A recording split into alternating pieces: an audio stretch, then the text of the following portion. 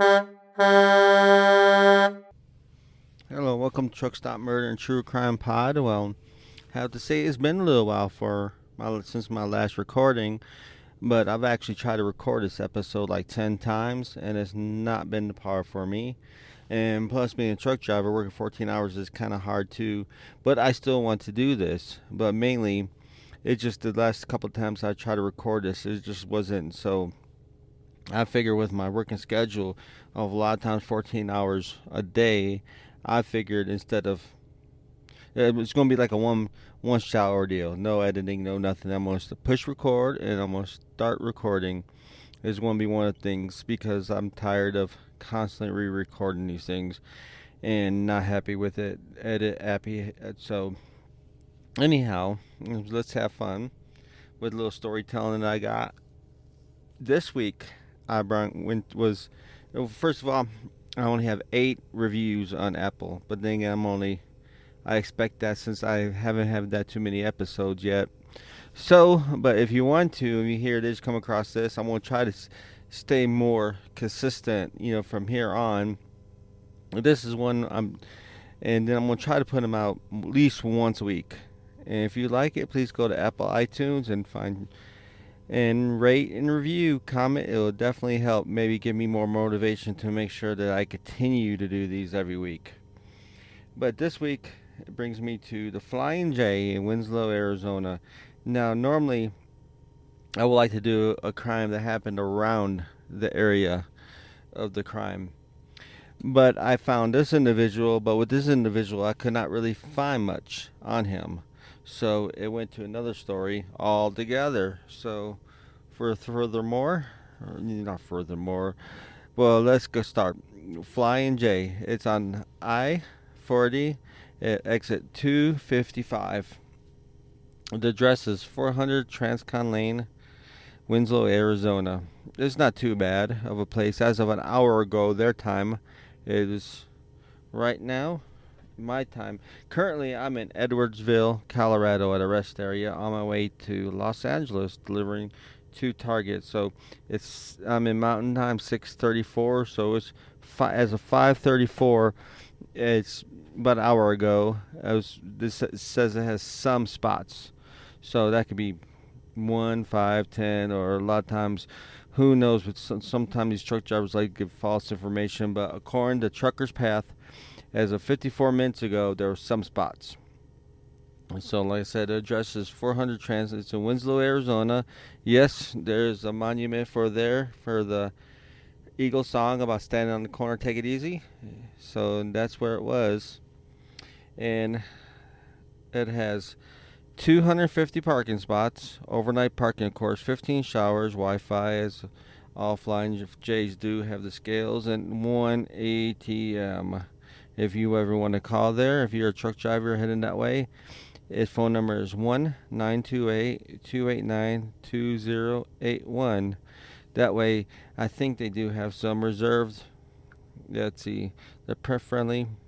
Actually, I don't think they have reserve. I should have looked that up. That note for next time. I'll see if they have reserve parking. If you can reserve it, but they have 250 parking lot spots. So if you get there early enough, like I said, as of an hour ago, there were still some spots, so it's not too bad. Problem is, right along I-40, there's really not much from Oklahoma through Oklahoma, through Texas, through New Mexico. There's really big gaps between the truck stops, and a whole lot of nothing between them. Because if you miss that, there's a rest area, which this is where I'm going to tell you my stories comes from, in Winslow, Arizona. The next place is Flagstaff. And depending on which way you go, if you go south towards Phoenix, there's really nothing until you get to about Phoenix.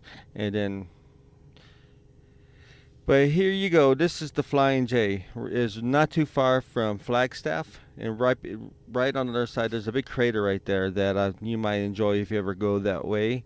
It is camper truck friendly. I was able to get my truck there. Big crater.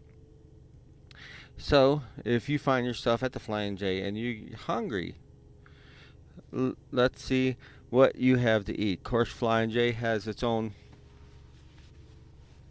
restaurant, with the deli, the ham pizza, and which I don't know what they did. They used to be pretty good, but now they're kind of greasy. It's a 3-star with 27 reviews with their chicken, the different things they have at the Flying J Center, chicken strips, buffalo wings, and kind of like a Denny, like cafeteria type food almost. Then they have a Denny's there, which is a 3-star, and they finally opened up with all this coronavirus going on. They have been closed, and then there's the corner beer and liquor store they have on their restaurants. And by the way, like I think I said this already. If I have, I'll say it again. These is all on Trucker's Path that I'm getting this information from. And so I have a liquor store right there. Of course, I think they sell beer there. Mi Pueblo, which is a 4-star Mexican restaurant, so not too bad, a quarter-mile away. There's a Sonic Drive-In, which I shouldn't have to tell you what that is. It's a hamburger joint, half a mile away. And East Casablanca Cafe on East is not but Mexican, traditional Mexican. Other was about 0.7 miles away. And I'm probably just going up 2 more. Falcon Restaurant Lounge, which is traditional American food lounge, probably chicken fried steak and different things like that. And China Fest, which is Chinese food. And that's within a mile of the Flying J, if you have time to go. But like I said, the Flying J itself does have decent food if you're hungry. Now, the reviews. Let's see. 5 days ago, let's talk about the review. He had a 5-star review, and he states that there was 6 parking spots towards the back of the left. A lot of them are the back. The next review was 18 days ago, 1-star review. I have no clue. Now, this guy kind of racist. I don't know if you take it as a racist or how you could take it. But I have no clue what it's about native populated states like Arizona and New Mexico, but the services at Denny's is atrocious. Horrible. Been waiting an hour for an omelet, probably because they're short-handed, and they don't have the staff to do that. And why did you wait an hour? So you just want a bitch. Another 1-star, 21 days ago. Currently, men's restroom issues. The shower side men's room. Start again. Currently, men's restroom issues. The shower side men's room is closed, out of order. They do have 2 restrooms there. I've been there many times. The Denny side is owned as 1 urinal and 2 stalls. Line of men goes out the door. FJ seems to be. FJ, I don't know what that FJ means. Seems to refuse to open. Oh, manager, I guess, open the showers to help. Probably because they're not clean and they have people waiting for the showers, I would guess. And I'm going to go do about 3 more reviews. Tight parking, lot one way. This is a 2-star review 22 days ago. Tight parking, lot one way in and one way out. Tiny showers, driver's lounge, laundry, normal Flying J food options, nothing more. Yeah, you typical Flying J's are always the same. I'm into many of them. They all have the Denny's, they have the park, but it's not that bad. 23 days ago, 1-star. Beware, someone stole my diesel out of my truck. I've been driving 5 years. I've never had that happen yet, so I don't know. One more review. This was actually, one more review. And this is a 2-star review. Lots of spots in the back. As it was at 7:20 p.m. About a dozen where, but he put 2 stars. I wonder why. It was only 2 stars. Seems like it'd be good since he did have a few spots available. So there's a truck stop, Flying J, Winslow, Arizona. Let's get back to here. On 400 Transcon Lane in Winslow, Arizona. I-40 exit 255. If you're a truck driver listening to this, it's your typical Flying J. If you've been to any Flying J's, they're pretty much all the same. There's really not much change. Some might have some difference depending on where you're at, but the majority of them are the same parking lots, same setup, same shower setup, and they all usually have a Denny's in it. So let's see if I can get this one done. Like I said in the beginning of this, I've tried to record this many, many times, and I've been trying to be too perfect. But as a truck driver, I can't, with the 14-hour shifts, I don't really have the time to, but I still want to do this. My wife seems to really enjoy my storytelling. So here you go, Desra. Let me tell you a story of Randy Greenwald. This is the individual that I found. But like I said, every time I try to find something on Randy Greenwald, this Gary Tyson came up. Gary Tyson. Matter of fact, sometimes I like to, I don't go typically on it, but when I do find a subject I like to listen to on what I want to do a subject on, I'll find if there's any podcasts on it or any kind of video or everything. So when I'm driving, I can learn and collaborate all the information together and make sure if it's all the same, then I go through the newspaper.com, the Murderpedia, and different articles I might find. If it's that way, when I'm listening to it, I can also absorb it in while I'm driving. I'm not wasting my day. So I'm doing research as I was driving, and I found actually a True Crime Fan Club that I listened to actually did a episode on this, the Tison gang, which I'm going to get into, and it's a really good episode. It talks about pretty much everything. I'm going to talk a little bit more about Randy Greenwald, but she did a pretty good. If you want to check that out, go there. Like I said, True Crime Fan Club. Let me get my information because I don't want to give up the wrong name. Because I do want to give credit where credit is due.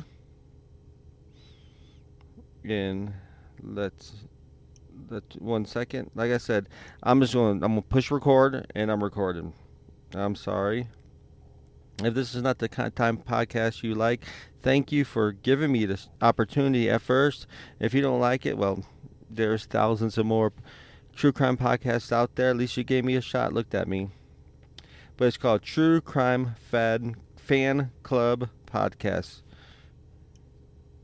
And the details is a podcast for ultimate true crime enthusiasts, a glimpse into the life and crimes of some of the most evil minds. You will not want to miss an episode.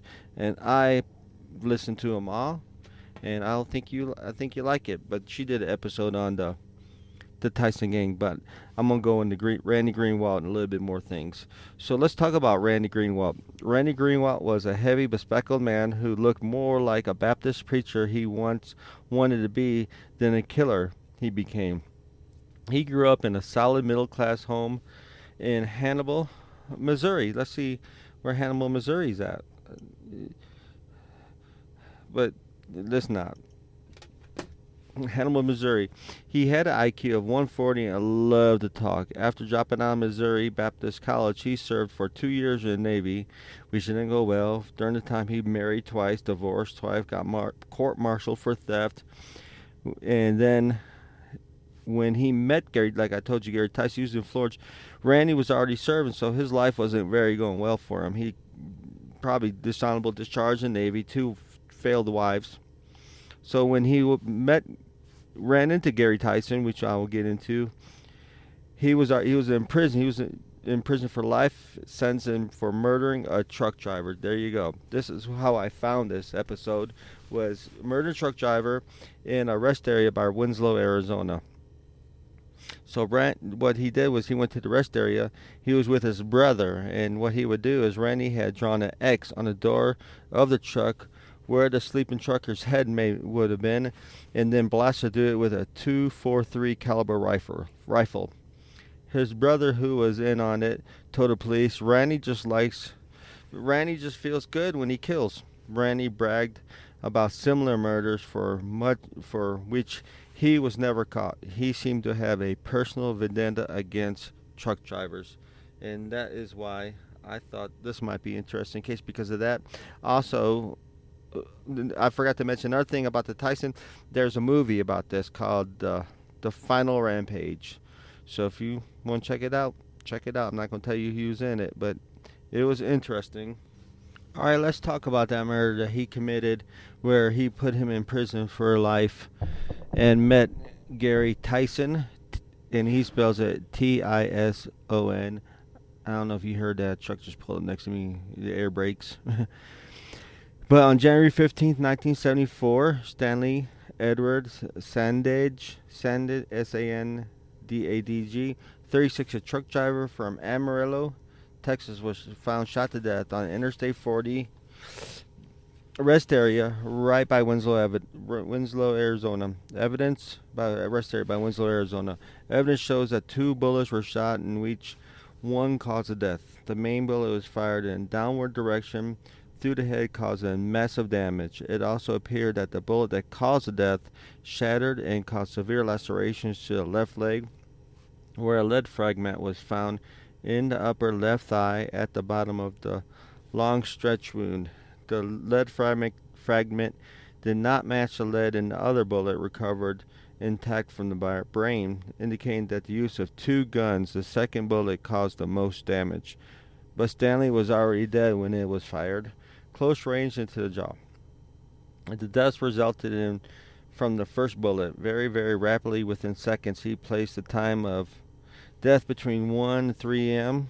Like I said, on January 15, 1974, Detective Ken Clark of the Coconino County Sheriff's Department testified that two men in custody for the killing of Randy Greenwald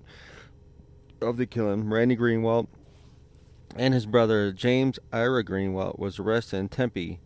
One suspect was found to be wearing a watch and a ring similar to the ones described by the trucker's wife as being his. And the other suspect, I'm sorry, my mouth is dry if you hear me.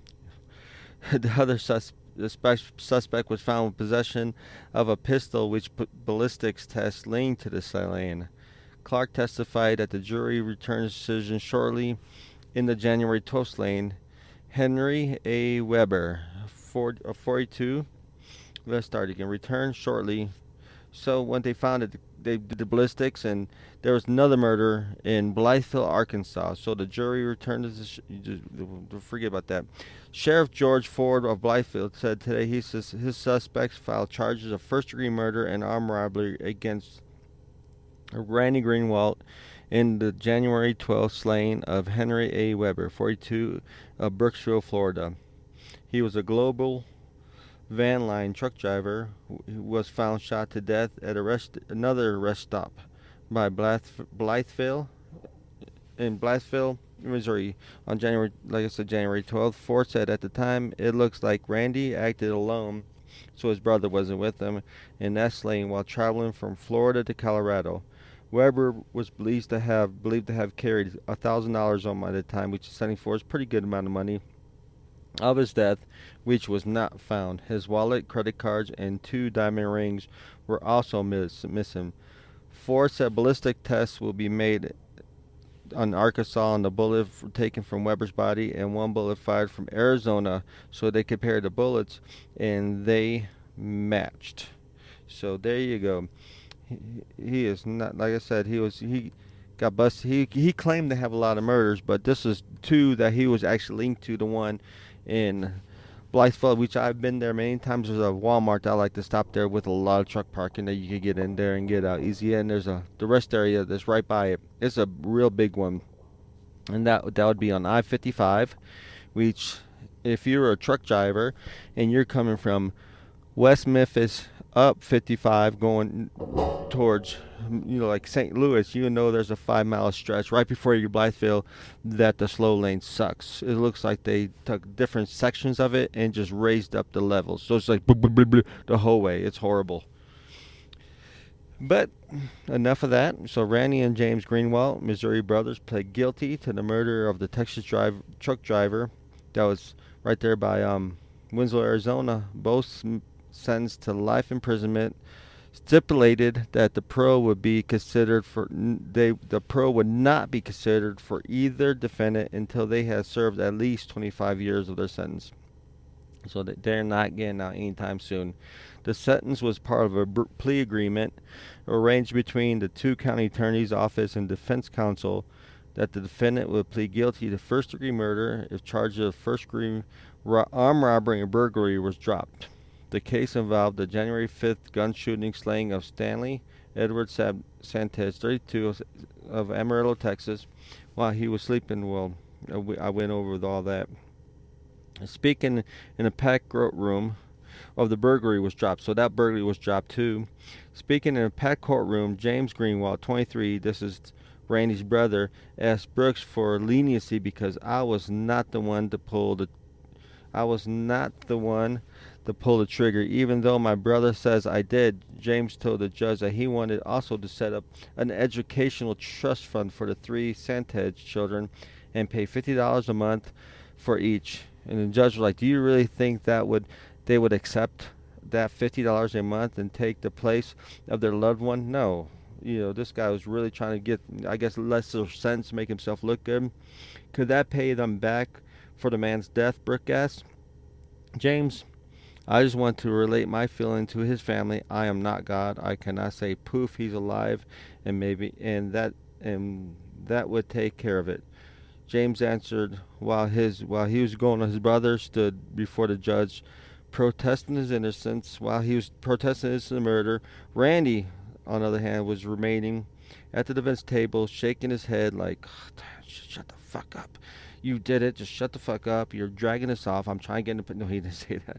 He was shaking his head and smiling. When he approached the bench for sentencing, Randy just thanked the detectives in the Criminal Investigation Division of the Sheriff's Department for being, here's what he said, for being more than fair with me, and told the judge that he respected the decision he might make. If this had gone to trial, you would have been sentenced to execution. This is just sentence that I have given you. So that's the judge wanted to kill him, but because of the plea agreement, he gave him what he could give him. So Brooks told Randy. Both Greenwald showed no emotions as the sentences were handed down. Randy, speaking in a soft voice, said, like I said, thank you, Your Honor. So, be gone with you, off to jail, 25 years at least, life imprisonment, and you're going to be there for a while. So, here we go. So, he's off in jail. He's off in the Arizona prison. He's serving life in prison, and this is where his partner in crime shows up. This is where the base of the story is basically about this guy right here and his rampage about everything he does. I wish I really want to do something about Randy Greenwald, but like I said,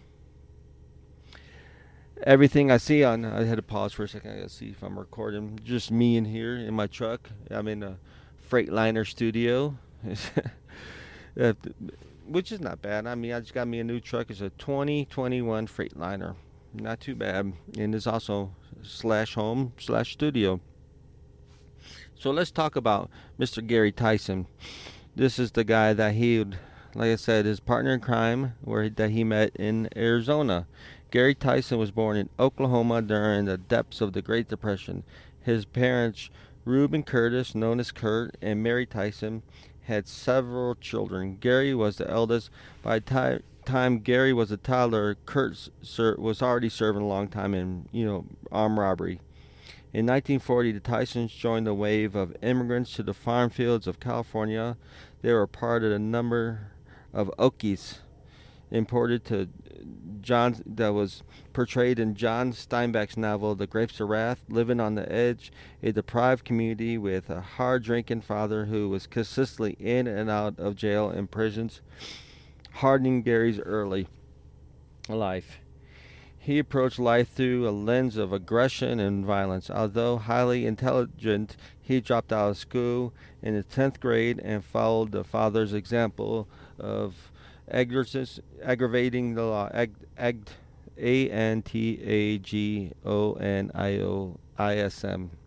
Antagonism. I'm sorry, I am. If another time, mushmouth me. Antagonizing the law. In 1955, when Gary was 20, the Tysons were living in Casa Grande, Arizona. So, there you go, Casa Grande. If you listen to any of my past episodes, that was my first one that I had with the lovely Lindsay Anderson, which I'm happy that she was able to join me, but unfortunately, this was not for her. So, but I was grateful I was grateful to have her on my first episode, my inaugural, and I want to do that because I missed a lot of stuff. I was still learning. And so the Tysons were living in Casa Grande, Arizona, south of Phoenix. Gary was in prison for armed robbery. Gary's sister Martha had befriended Dorothy Stanford, shy and devoted, at the Glen Tidings Pentecostal Church. Martha invited Dorothy to accompany her. Stanford was shy, like I said, accompany her on one of the weekly visits to Gary. Gary didn't seem like a criminal at the naive Dorothy. He was handsome, polite, charming, intelligent, After Gary was paroled in September 1956, Dorothy immediately agreed to marry him. They wed on October 25th, 1957. Donnie was born, their first one, born New Year's Day in 1958, and then soon after that was Ricky and Ray, soon followed. With barely a year between the brothers, I gotta turn that off, I forgot. A couple years, a couple years, Gary tried to, make Dorothy happy, which is with a series of jobs, honest life, but that did not, never lasted long. Gary had a problem with authority. He made it later in a later jail interview that he never intended to give up crime. In March 1961, he indulged in a 2-week spree of armed robbery that ended when he was caught stealing guns from the local National Guard armory, which I could never figure out. This is not the first case where I've heard people stealing from the armories. I guess they must be a lot easier to get into than I think. It seems like, why would you want to try to steal from the government? Especially in the armory, because they're all armed. You have nothing you're trying to take from them. It seems like there'll be a lot of security. Matter of fact, a little bit about myself, I was in the Army for a while. And when I was at Fort Bragg, we used to do a lot of ammo missions. And them places are like Fort Knox to get into. It's just ridiculous, the security trying to get it. But let's try to rob it. He intended to sell the weapon, so he was back caught stealing guns from the local National Guard armory. He intended to sell the weapons to Mexico while awaiting trial. He escaped from the Pinal County Jail, robbed the grocery store, and was back behind bars within 48 hours. A psychiatrist examined Gary at the request of the prosecuting attorney. The shrink wrote, Mr. Gary Tyson is impressed with, he said, Mr. Tyson is impressed with being dangerous. His self-image is that he is dangerous. He discussed Gary having a psychopathic personality. On January 2nd, 1962, Gary was given a sentence of 25 to 30 years. And so he was not getting out. So like Gary's mother, Mary, Dorothy took her religion and her marriage seriously. Her devotion to her husband never wavered. She and her 3 sons visited Gary in prison every Sunday. Every Sunday she's there with the kids. She asked the parole board gave the parole board many letters pleading hardship and convinced others to write to Gary's behalf and try to get him out. They wrote many of the sympathy to Dorothy and the boys, and then any belief in Gary's. Let's start again. So they're trying to get him out. They're on her behalf. A family friend promised Gary a job. They're trying to get the parole board to try to release him because the family needs him. The boys need him. Dorothy campaign worked. So, and he had a job. Another person said, like I said, he had a job when he was released. Dorothy campaign worked, and on July 1st, 1966, Gary was released on parole after serving a mere 5 years. The 10 months Gary was out of prison was the happiest period of his sons' young lives. They had grown up with the myth that Gary was been unfairly imprisoned. To them, aged 7 through 9 at the time, their father was larger in life, smarter, stronger, braver than any other man. Gary was a great storyteller, and he was the hero of all the adventures he spun of his sons. Let me start again. And he was smarter, stronger, braver than any other. Gary was a great storyteller. He was the hero of all their adventures he spun from their stories. So he was just a hero. Many years later, Ray, the youngest, recalled, Dad always wanted to be the hero. He was to us. He had a great personality, and he was a smart man. And you could tell that people who knew him respected him a lot. Probably was fear of him. The time he had with him back there was a very good time. I sound like a caveman. The time we had with him back then was a very good time. We loved him very much. In some ways, I think we idolized him. And you'll find out later on they actually did to the extreme on this story.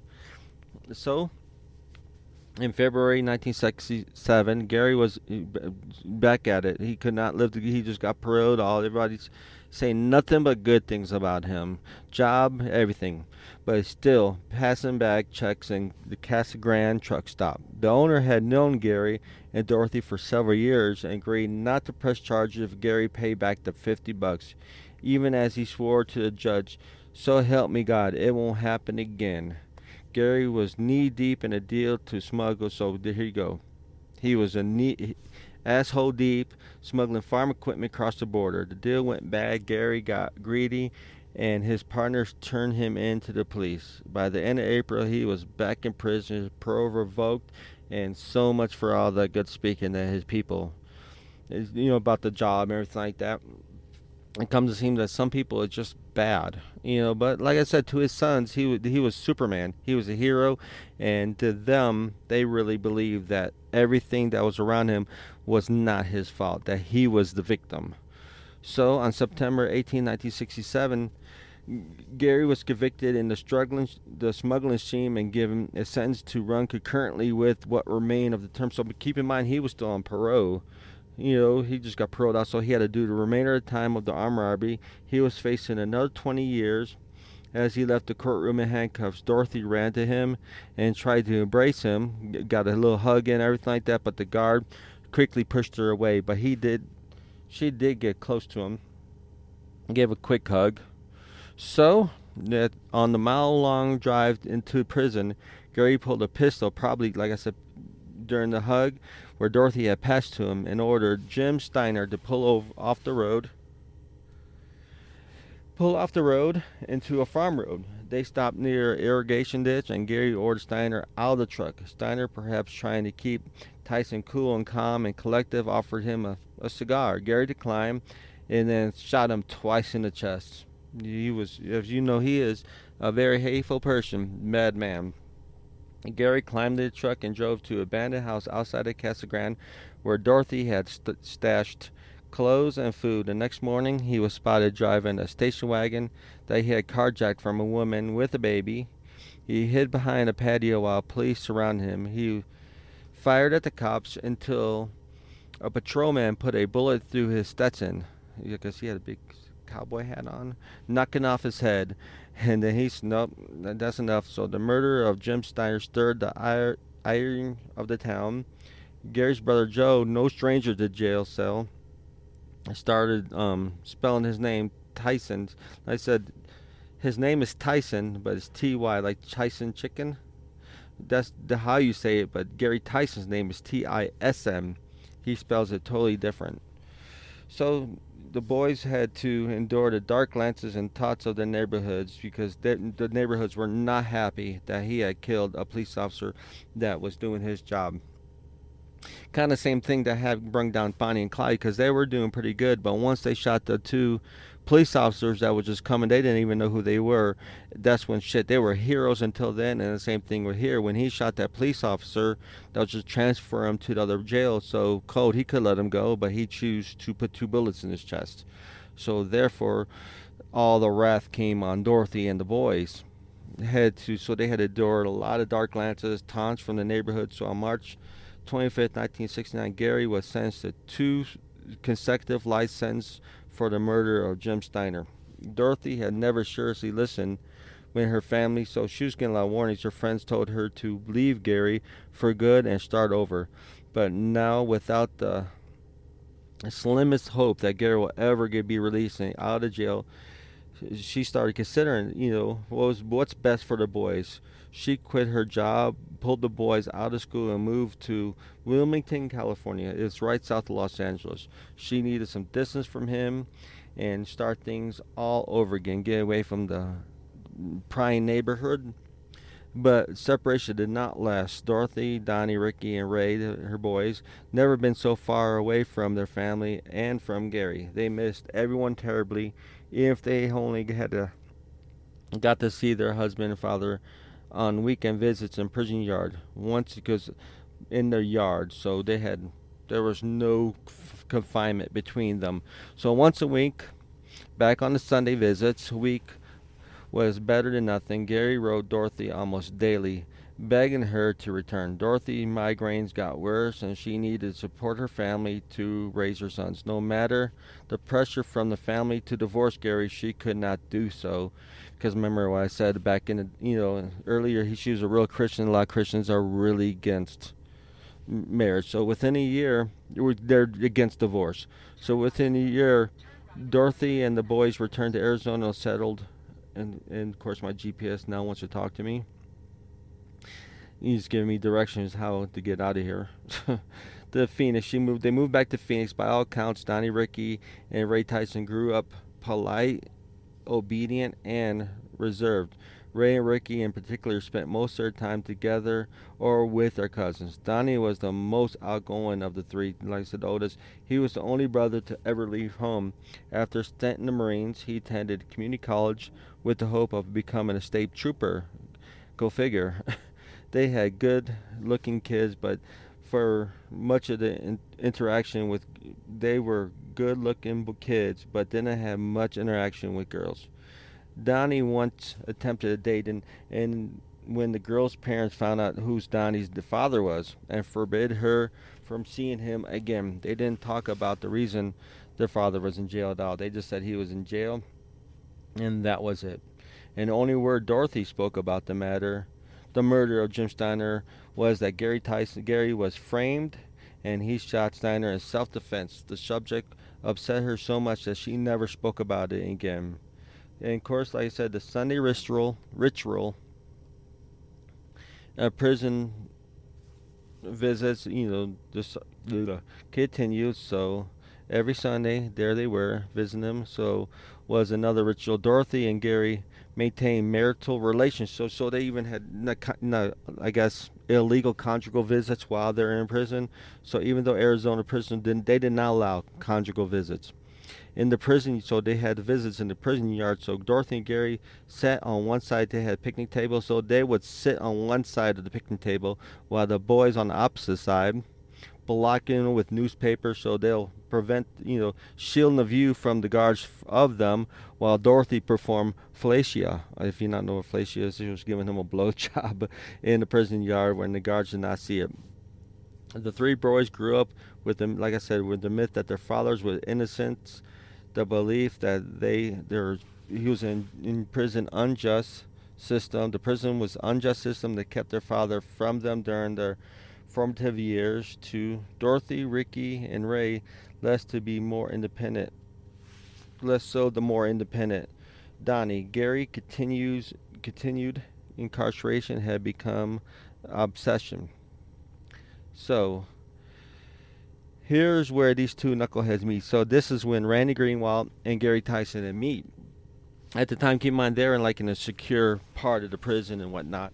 And they have met, and not too long after they met, there was a big riot that happened. And there, was shut down and everything.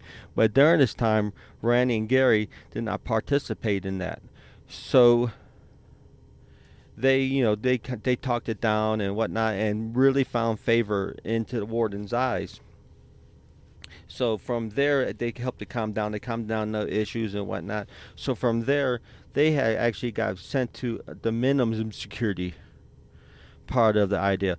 And keep in mind, during this, of course, Gary, the way he is, his whole plan. He's trying to get out of jail. Because he's a seasoned criminal and always thinking about the next step. Never was. So he's thinking about trying to escape out of jail, get an airplane, and fly to Mexico, him and his companion, Randy Greenwald.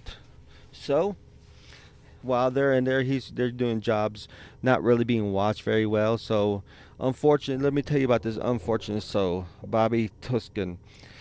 In January 1978, Bobby Tison was transferred to the annex. Tison was a young Hispanic serving time for second-degree murder. He was assigned to work as a cook in the gallery, so like I said, the trustees, with no other than Mr. Gary Tyson himself, who also roomed right next door. Maybe it was a coincidence, but Bobby Tison was the only licensed pilot in the entire Arizona prison. And so when Gary found this out, he told Tyson about his escape plan, about getting out there, getting an airplane, and flying to Mexico and get out. Tucson thought he was nuts, but Bobby always knew Gary's reputation. No one crossed him. Gary made it clear that Tucson did not have a choice. He threatened Bobby's wife and children, and he had enough connects on the outside to make good on the threats. So Dorothy called Tucson's wife, Irma. Of course, through the whole story, Dorothy right there with them, helping him out on escapes, helping him out any way that she can. Called Irma repeatedly and lectured her. If Irma missed a weekly visit, Bobby was scared and Irma was frightened. So she was threatening him, he better help him out. So in April 1978, Irma Tucson, the man's wife, called Warden Caldwell and without identifying herself told him about Tison's escape plan. Caldwell knew who it was, called him, and had Bobby Tucson brought to his office, and he berated Tucson as being a liar and a troublemaker. Tucson repeatedly requested this is how bad he wanted to get out of there. He was in an easy job in the kitchen, but because of Gary Tyson, he was repeating, because of Gary Tyson, he wanted to get away from this man. So scared of him. And if he was back in population, he would not have to deal with it no more. That way he would not have to be part of the escape plan. So Tison repeatedly requested Tucson, I don't know why I keep calling him Tucson, repeatedly request being transferred back to maximum security to get away from Tison. But he was denied despite he cut a... So if he can't get transferred there, so what does he do? He cut a hole in the fence, crawled through it, and waited patiently for 10 minutes until a guard picked him up. He got back to maximum security for attempted escaping and probably got some more time on it, but he didn't care as long as he got away from Gary Tyson and his threats. And if he was in maximum security and Gary Tyson was in minimum security, he would not be able to help him on his escape plan.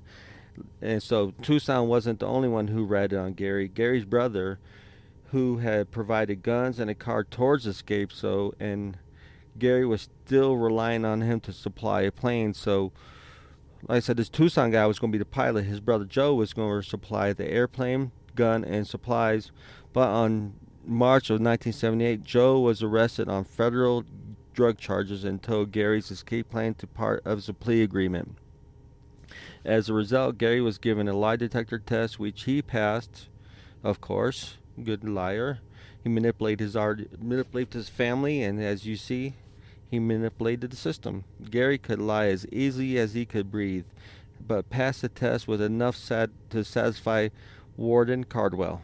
Gary, furious at his brother's betrayal, wanted him dead. Dead. So, let's talk about what happened on... So he already got his escape plan with the airplane, failed. His brother failed him on material, on the guns and cars and everything else. So who else do you have? You remember them three guys that idolized him, worshipped him, thought he was a hero? His sons.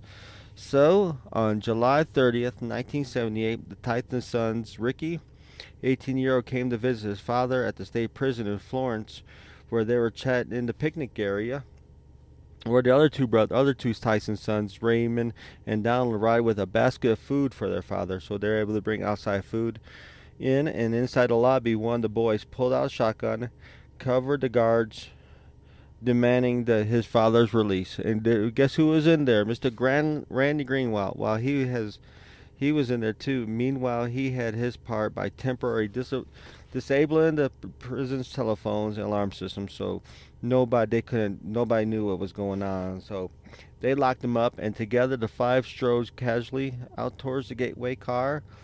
The tower guards saw him, but they just dismissed it, thinking it was just departing visitors, and let him go. I guess they didn't have... They stayed out by the guard tower, so they didn't know who the prisoners was, and they just walked on out. Where they took that car, found another car where they jumped in their son's car, where they took off, and they were on their way out of there. So they had everything. The fugitives were on their way, but not too far after that, they blew a tire on their way. And their boys, I've seen multiple stories on this. If you look at the movie, like I said, the last Rampage, the movie shows that they went somewhere, and then the boys went and got supplies, and then blew a tire there, used a spare, and then went back, and then when they were ready to leave that night under the cover of darkness, they blew the tire again. So when they went to replace it, they didn't have none. So, but also in the movie, they were able to fix. But the majority of stories I've heard, that they were on their way heading towards, like going towards California, and the tire blew, and all shit hit the fan. They went, they pulled over. Everything was calm at first, and so Gary came out, told his sons, "Hey, just go ahead. That's fine. Just fix the tire." And they're like, "We ain't got none." And that's when he lost his mind. So the person that his sons thought all along was the hero at that time showed his true colors, cussed him out, couldn't believe that they couldn't get one thing right, bitched him out. They said, "Oh, fine, fine." Like I said, Gary was, a smart man. He knew how to figure things out. So what they decided to do is they're going to sit there and wait, because this is in the desert. So eventually somebody will come by, and while one person stays out by the car, the others will stay off in the side, hide off in the ditch, whatnot. So unfortunate for them, but unfortunate for these poor souls, somebody did come by, and the poor soul that came by was Marine Sergeant John Lyons, his wife Daulina, Donneld Lyons, their 22-month-old son Christopher, and their niece Teresa Lyons, who had stopped to help them. They're traveling on their way to Yuma to Nebraska. They're traveling from Yuma to Nebraska to visit his wife's family, and with their infant son and teenage niece. Lyons hated, of course, he being a sergeant, as myself when I was in the Army, you see somebody, you help them out. So Lyons hated seeing anybody stuck in the desert, but this act of charity resulted in disaster. So let me pull up my notes on this. So what happened was the individual, Mr. John Lyons, got out of the car. Of course, his wife did not want him to stop. She said, "Keep on going." He's like, "No, we got help." It was only one person, so he pulled over, walked over there, and says, "I see you have a flat tire." And that's when he said, one of the sons at the time said, "Yes, I do." And then he looked, he was, "What's this wee stuff?" By that time, that's when the crew jumped out, and he held him captive, and he told them, get in their car. They got in their car, so they drove to like a little secluded area, where at the time he told his sons to transfer all the stuff from their car to the Lions car, from which Lions, he was begging. He was like, "Just leave us some water. We will not tell anything. We will not tell who you are," or nothing like that. So he sat there for a while, told his sons to go get me some water. And of course, they did. So they're thinking everything is going to be fine. So he took a drink of the water and poured a little bit on the ground, gave it to him, told him, "Get back in the car." And so what he thought, which again, like I said, he could just let him go, but no, him and Randy Greenwald decided to walk over to the car where they had already put him in their old car, and they decided to just open fire on them, killing them all, the 22-month-old Christopher in the mother's arms, and just opened fire on them, and jumped in the car and left. And that's when their body was found. Not too long after that. At first, when they did find the bodies, they kidnapped the car, blah blah blah. They only thought it was 3 people in the car. They found the body of Sergeant John Lyons, and Daulina Lyons, his wife, and the 22-month-old, while the wife was holding her son. But they did not find the niece for a while, so they thought it was only 3 bodies, 3 people that was in this car. Later on, about 100, when Gary's crew left, Tison gang left, they didn't realize that Teresa was still left. Her last name was Tison, but like I said, they spelled their name with an I. This girl with a Tyson.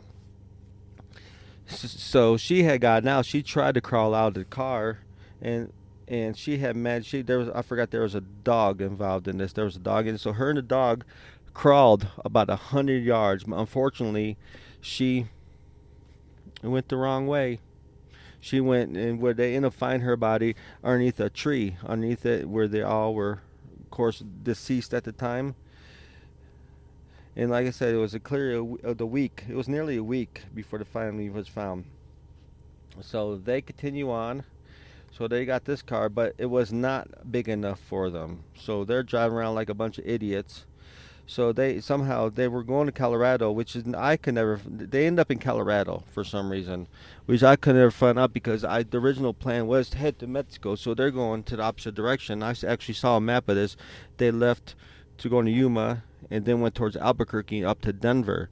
Once they got to Denver, not Denver but Colorado, they realized the car they had got was not big enough for them. And so they came across a couple, James, and so they stopped. I said they stopped, but Gary decided, like I said, needed a new getaway car was needed, and told his sons he was going out on a reconnaissance mission. So he left his sons there. When he returned, he was driving a blue and silver van in okay. They were from Amarillo, Texas. Families were honeymooning couples, so they were still in the vehicle. Mr. James and Margene Judd, they were honeymooning couples from Amarillo, Texas, and they were actually on their way to Denver. They had bought some tickets to the Denver Bronco games, Denver Bronco Dallas Cowboy game on the 20-yard line, which they would never make because of these two assholes. Gary Tyson, I guess she's his sons, but I'm kind of questionable about that because they were manipulated pretty heavy, but they're still part of the crime, so you have to add them into it as well. So they got the car, and then as he was telling his sons to bring all the goods, whatever they had from the car, to the van they had, which was just plenty enough room, he took these two individuals off to him and Randy Greenwald took these two individuals took James and Margene and killed them. Shot him, which, like I said, he could have just let him go, and this is how he was. He was just a crew-hearted, he could have let the family live over there, but he was just evil like that. So he killed them at that moment. Bobby's where they dug a little shallow grave in a remote near country. But the bodies weren't found until the next winter. And of course, where Randy Greenwald. I don't know why I'm getting so tongue-tied all of a sudden. Ugh. It has been a long day. But they found it the next winter. And then when also Randy and Greenwald end up, telling them where the bodies was at. But little remained to identify the bodies except the wedding band. And during this whole thing going on, in order to get the new vet, one of his sons would later state about this situation. He goes, I saw a side of my father I never saw before. But I believe most of that side came from being so long in prison. Raymond called the murders senseless. He said his dad promised us that no one would get hurt. And of course, he had lied to them. He was definitely a liar, cheater, and manipulator. He did not care who, as long as he got what he wanted. So his plan was still going to Mexico. So if he couldn't fly to Mexico, they got the van and they started heading down to Mexico. So the gang stopped in Casa Grande again, back there, for at least one day, according to the 1981 article, and visited one relative. From there, they headed towards Mexico, driving through old back roads and driving in the nights and whatnot. But they did not know the police agency had set up roadblocks along every intersection of those roads. Some reported attempt break-in at the Border Patrol station in Gillen Bend. They also spotted a silver sports car near the scene. If someone was trying to get weapons, it sounded like something Gary Tyson would do. So it wasn't him, but it sounded like his scenario since he had already robbed the armory. So they're setting up roadblocks all over the place. Keep in mind, at this time, they don't know that what the Tison, I'm going to call them the Tison gang had committed the murders of the military family and the people, like I said, the couple in Colorado. But because of what this other individual did, they set up roadblocks along the way. So along Chichillo Road, 4 officers sat in 2 patrol cars parked on the road, nearly blocking it. About 2:40 a.m. on August 11th, a van approached. An officer flashed his red lights and then walked up to the vehicle as it slowed. 2 shots were fired, nearly missing officers, so they shot out. The van barreled through the 2 patrol cars as it estimated 90 miles an hour. They did not know there was another roadblock 6 miles away. 4 deputies there stood on the side of the road with weapons drawn, waiting for him. Because the first roadblock already told him that hey, be prepared, there's a van coming your way. The van came into sight, chased by the 2 patrol cars that was already, coming after him. Because of that, officers could hear gunfire as the van sped past. Officers fired at it at least 51 shots, and one of the shots hit poor Donald Tison because he was driving. So one bullet struck him in the head, blowing his brains throughout the van. The vehicle slid off the road.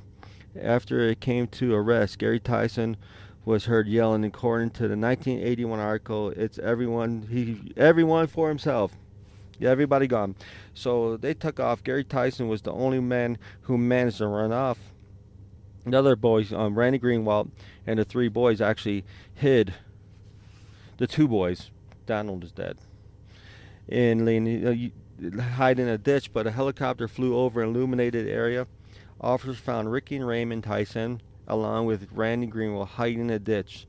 All 3 had weapons, but none of them used. They pretty much gave up pretty quick. So that's not everything. So they get there. All 3 men, Randy kind of started confessing. They started talking. At first, all 3 of them were, death penalty. They were all facing death penalty, but because they didn't find. So as I was saying, Ricky, Raymond, and Mr. Randy Greenwald, all 3 of them were facing the death penalty at the time. When they realized, Randy Greenwald started talking about the families he murdered and everything, said, because I guess he thought he was going to get life in prison like he had in the past. Well, this time he did not. He ended up getting the death penalty, but because the boys were underage, they could not. They eventually gave them for life in prison without the possibility of parole. In terms, I do believe I read something that they actually testified against Randy Greenwald. So that's what they got. They got life. Ricky and Raymond got life in jail, which they are still in prison. I saw some pictures of them. I looked for an address or anything like that, but I couldn't really find nothing. And I do apologize for all my much mouth going on. It's been over a month since I did my last episode. I'm kind of rusty. So hopefully, as I get back into it, I'll get better. But Mr. Randy Greenwald, this man, he got the death sentence. So, like I said, Ricky, Raymond, Tison, there. Donald is dead. Ricky and Raymond Tison are life in prison. Randy Greenwald gets, "You, sir, be gone with you." Off to the death sentence. Be gone with you too, Ricky and Randy. Life in prison without parole. You have fun. Now let's talk about Randy Greenwald. He got convicted of capital murder, where he is sentenced to death. So let's talk about his death sentence. There's a lot of appeals, a lot of different things, and I'm not really going to go over all that right now. One of the person says it's easy to, one of the statements about this, about his death penalty, I want to say this: it's easy to bellow thirsty noises from a distance. This is one the warden said. I believe it's the warden. But it is easy to bellow thirsty noises from. It is easy to be bellow thirsty noises from a distance if one is not personally required to throw the switch. Capital punishment is the ultimate use of the state's massive power, and there is no denying it was been misused in the past, misused in the past. On the other hand, those who agree that individuals deserve the liberty to bear arms and generally do as we please, up to the point where we assault the liberties of others, are found mouthing easy assurance that all we have to do is hold people responsible if and when we do harm others. Hold responsibility. How? Convict Randy Greenwald was already locked up for life for the first murder. Fat, a lot of good that did. In other words, about word. This is Bob Corman, who went on to head the NRA after serving in Arizona as Attorney General from 78 to 79. He deserves it. I hope the hell they carry it out this time, which they should have done in the first place, because he murdered, but because he did the plea agreement. If they executed him the first time, these people might still be alive today, but we don't know that. This is Randy Greenwald. Gary Tyson probably still would have committed these crimes at the terrible closure. So, while the late Sergeant Lyons may not hear, the context is much terrible closure should be viewed at each step. So let's avoid that. But will the Sergeant Lyons ever have the chance whether to attend high school graduating of his son Christopher? No. His tiny head blown off a shotgun blast as he lay clutched in his terrified mother's arms in the back seat during the 1978, July 31st, 1978. And what about Teresa Tison, 15, mortally wounded and dragged herself off to die in the desert, removing her dog's collar? I forgot to mention that she removed her dog's collar and tags, placed them around her own leg as her last act in the world, in hopes that somebody might, whoever finds her, if it's just bones, at least somebody will be able to tell her parents where her final resting place is. And of course, James and Margin Judge, newlyweds in Colorado. All they were trying to do is enjoy their honeymoon and go to Colorado and watch the Denver Broncos play the Dallas Cowboys. Probably beat them. And of course, them seats during the game stayed unoccupied. So there you have it. Let's talk about Randy Greenwald's execution. Let's talk about this guy. Long overdue execution. So Greenwald was a seventh Arizona inmate to be executed since 1992. His last supper was 2 cheeseburgers, french fries, coffee, milk from a prison cafeteria. He spent about 5.5 hours visiting his sister inside the death house at 3:40 p.m. He was served the last meal of the food. Greenwald was allowed to visit by clergy and attorneys until 11 p.m. when he was prepared for execution. At 11:15, he was walked a few feet from the door he was at and to the lethal injection room. After being strapped to the gurney, Greenwald was fitted with intravenous tubes and delivered the lethal injection. He goes, I have prayed for, this was his last words, I think I have this down. I have prayed for you many times, and the Lord is using you well. Don't worry about me, I'll be fine. Those final words of Randy Greenwald, whose violent life and almost passively early this morning in the execution administration by lethal drugs. So he is dead. Goodbye. So, one son dead. 2 sons life in prison without the chance of parole. Randy Greenwald was executed a little bit too late for my concern. There should have been I did an episode before where somebody tried to get a plea agreement to try to get and the judge, he should have no plea agreement. He should have been executed back. If he was in Texas, for sure he would have been executed. So there's Randy Greenwald, story about him and his Gary Tyson son. But wait, I think I forgot about something. What happened to Gary Tyson? Randy Greenwald got executed. Ricky and Raymond are in prison. Donald got murdered. So Gary Tyson, last we heard about him was he jumped out of the van and said, every man for himself, and took off. Let's talk about. So as the search for Tyson continued, so they kept on looking. More than 300 police officers and hundreds of civilian volunteers probed the desert. And heat up, of course, if this was, like I said, during this time, July, April, talk to anybody who's been in. I've been there many times. Around this time, the heat's up to 120. Plus the desert near the small town. So they were searching for him. So near the small town of Chuchia, Chuicha, Arizona, they found nothing. So when Ray Thomas, a chemical company worker, smelled a foul odor when he went to dispose some trash about 1.5 miles from the point where the fugitives were caught, the van was ambushed. Searching around, he soon found, listen to this, the composed and bloated body of Gary Tyson laying face up under a mesquite tree.